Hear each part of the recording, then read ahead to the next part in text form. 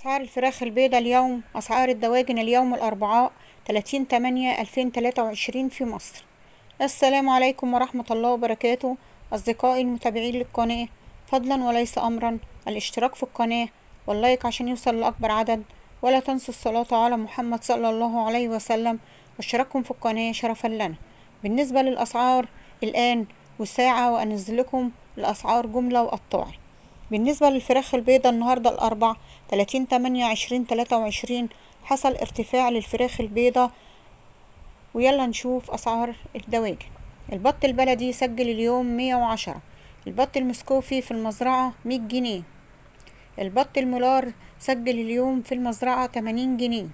البط الفرنساوي أو البكيني في المزرعة 60 جنيه. أما الديك الرومي الأسمر البلدي سجل في المزرعة 120 جنيه.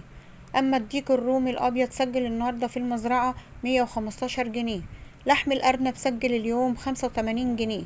أما البلد الحر سجل في المزرعة 110. الفراخ الساسو أعلى سعر 104. أما أمهات الأبيض أعلى سعر 60 جنيه وفي المحلات 67 جنيه. أما الفراخ البيضة تنفيذ 57 وفي المحلات 63. لو عجبكم الفيديو لا تنسوا الاشتراك في القناة واللايك عشان يوصل لأكبر عدد، ولا تنسوا الصلاة على محمد صلى الله عليه وسلم، واشتراككم في القناة شرفا لنا. السلام عليكم ورحمة الله وبركاته.